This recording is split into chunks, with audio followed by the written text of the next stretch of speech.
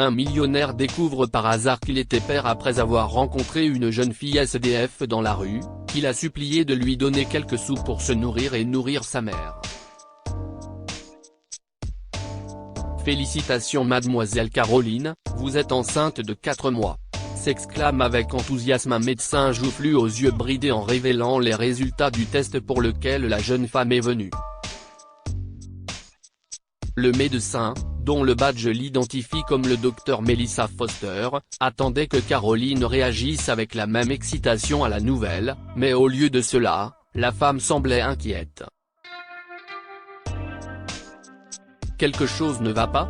demanda Melissa. « Rien docteur, si est juste que je ne suis plus avec lui », dit Caroline en fondant en larmes. Melissa n'a aucune idée de la façon dont elle doit réagir face aux larmes de Caroline, mais elle n'a pas besoin d'être experte en sciences pour savoir qu'elle parlait du père de son enfant. L'homme s'appelait Colt, le fils d'un riche éleveur du Texas et celui que Caroline avait surpris en train de la tromper le jour même où elle avait découvert que leur bébé grandissait en elle. Plus tôt dans la journée, Caroline s'était arrêtée dans un magasin pour faire des courses lorsqu'elle a aperçu Colt qui parcourait les allées avec une femme et un enfant. Ils semblaient être une famille et se comportaient comme tels, puis Caroline a entendu l'enfant parler. « Maman, je veux des pépites de chocolat », a dit le garçon, ce qui a confirmé le doute de Caroline, c'était celui de Colt. Caroline n'a pas voulu rester dans le magasin pour en voir plus. Au lieu de cela, elle a quitté le centre commercial sans prendre les articles qu'elle avait choisis et est rentrée chez elle en voiture avec la vision brouillée par des larmes non versées. Elle était en train de brûler des tissus depuis un certain temps dans son appartement lorsqu'elle a senti une nausée la saisir soudainement. C'était la 4e fois cette semaine-là, et Caroline craignait d'avoir attrapé la grippe. Le lendemain, le cœur lourd, elle est allée à l'hôpital pour passer un bilan complet. Si quelque chose n'allait pas, elle voulait être au courant. Caroline s'attendait à un simple diagnostic de grippe ou de rhume, mais pas à apprendre qu'elle était enceinte de 4 mois. C'était un autre choc énorme pour la femme qui, jusqu'à la veille, était amoureuse d'un menteur. Merci, Dr Foster, si est tout ce que Caroline a pu marmonner avant de sortir de l'hôpital, hébétée. Tout ce qu'elle pensait était que les choses se seraient passées différemment. Dans son rêve, Colt aurait accepté avec joie la nouvelle du bébé, et ils auraient commencé à planifier le reste de leur vie ensemble. Alors qu'elle conduisait pour rentrer chez elle, Caroline a commencé à réfléchir à ce qu'elle allait faire. « Je ne supporterai pas le choc d'être ridiculisée par Colt et sa famille pour avoir eu un enfant avec lui », se dit-elle. Il serait préférable pour nous deux que je disparaisse de sa vie sans qu'il s'en aperçoive. Non seulement il pourrait me faire du mal à moi et à mon enfant, mais il pourrait décider de nous séparer en réclamant que le petit vive avec lui et sa famille. Lorsqu'elle est arrivée chez elle, Caroline a remarqué que Colt lui avait laissé de nombreux messages vocaux. Il avait essayé de la joindre en vain et était inquiet. « Tu es un menteur », a-t-elle dit au répondeur et elle s'est empressée de préparer un petit sac de voyage. Si Colt ne parvenait pas à la joindre par téléphone, elle savait qu'il viendrait la chercher dans son appartement, et elle n'était pas prête à l'affronter. Pas après ce qu'il avait fait.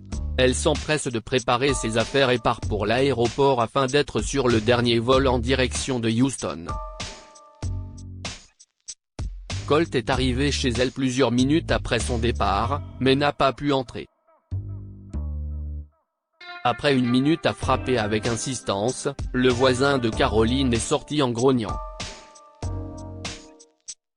Regarde, elle n'est pas là mec, tu ne le vois pas ? Grogna l'homme poilu au visage fermé. Elle est partie avec un petit sac de voyage rempli de vêtements. Maintenant dégage, a dit l'homme avant de retourner chez lui et de claquer la porte. Colt n'a plus jamais entendu parler de Caroline. Il passait régulièrement à l'appartement pour voir comment elle allait, jusqu'au jour où l'appartement a été vidé. Elle a déménagé ses affaires la semaine dernière, lui a dit son voisin, toujours aussi grincheux. Lorsque l'enfant est né, Caroline a réalisé que la fille ressemblait exactement à son père, jusqu'à la tache de naissance en forme de cœur sur leur joue. Et à cause de la peau pâle que la fille a héritée de sa mère, la marque ressortait encore plus. Pour s'occuper de sa fille, Caroline a trouvé un emploi de femme de ménage dans un restaurant. Elle vivait avec ses parents, mais ils n'avaient pas beaucoup de moyens, d'autant plus qu'ils dépensaient tous deux beaucoup pour leurs médicaments. Caroline a appelé sa fille Trinity et a fait de son mieux pour l'élever convenablement. Malgré tout, l'enfant grandit en connaissant exactement la situation financière dans leur maison. Lorsque la fillette avait 6 ans, elle a vu un sans-abri mendier de l'argent dans la rue et a décidé de faire la même chose pour aider sa mère. Pour ce faire, elle fuyait souvent l'école, séchait les cours et rentrait chez elle après. Un jour, alors que la rue de la ville était encombrée de gens pressés d'aller déjeuner, la jeune fille aperçut un grand et bel homme qui semblait perdu dans ses pensées. Colt était en train de penser à Caroline et à la raison pour laquelle elle l'avait quitté lorsque la petite fille l'a tiré par le bord de son manteau coûteux. « Monsieur, auriez-vous un centime à me donner ?» a-t-elle demandé.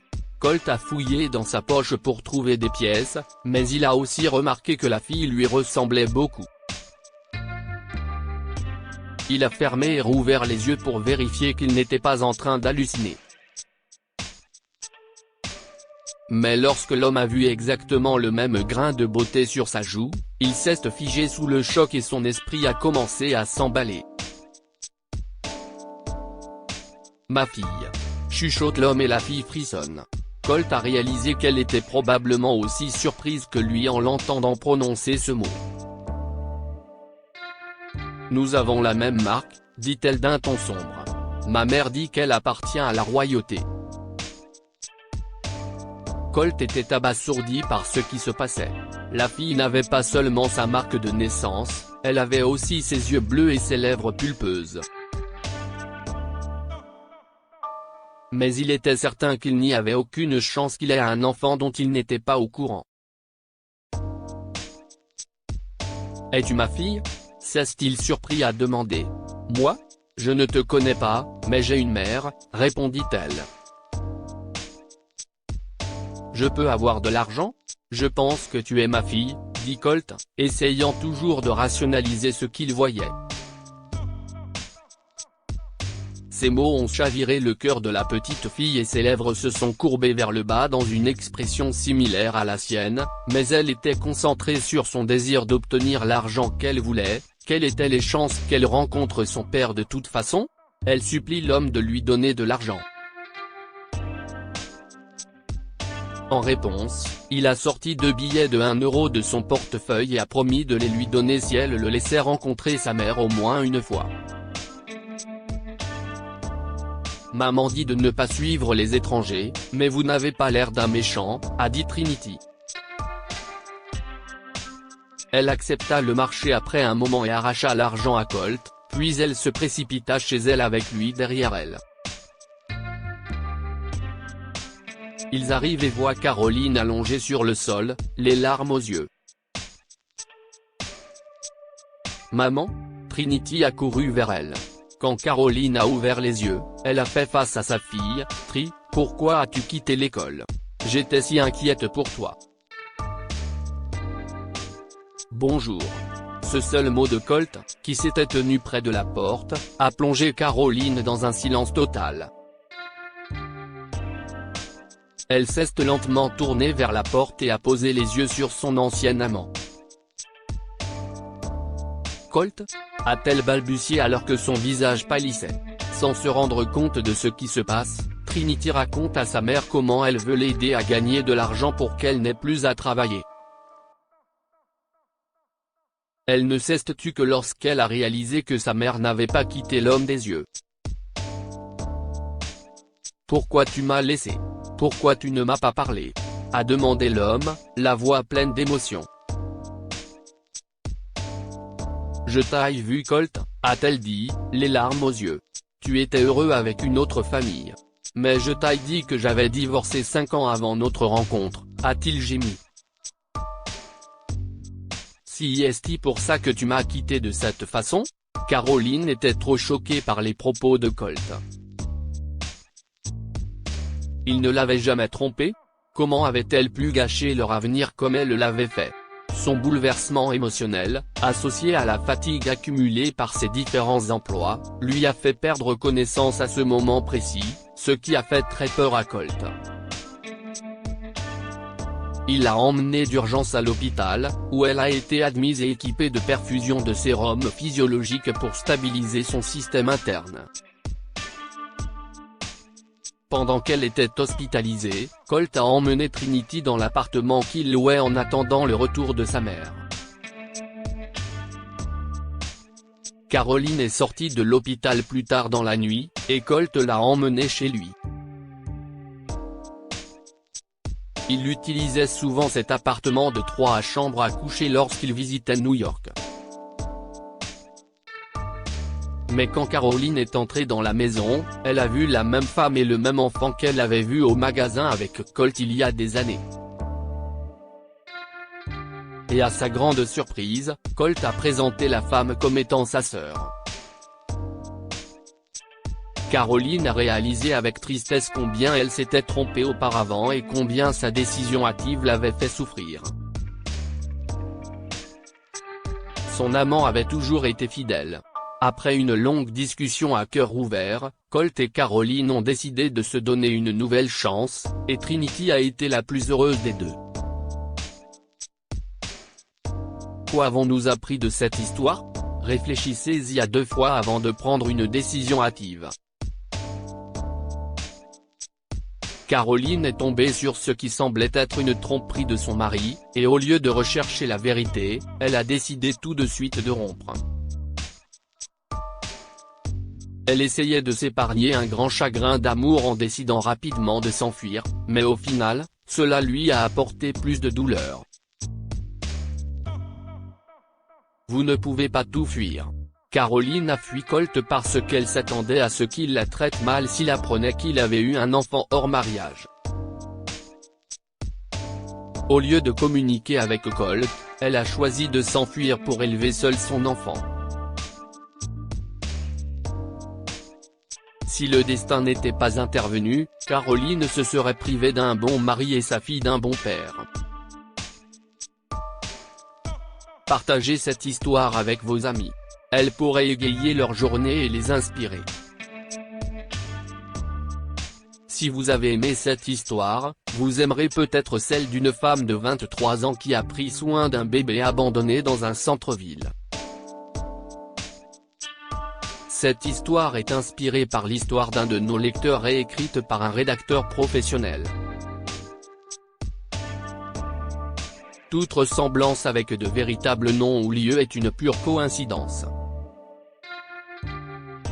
Toutes les images sont utilisées uniquement à des fins d'illustration. Partagez votre histoire avec nous. Elle changera peut-être la vie de quelqu'un. Si vous souhaitez partager votre histoire, envoyez-nous un mail à info@amomama. Abonnez-vous à Amomama sur Google News.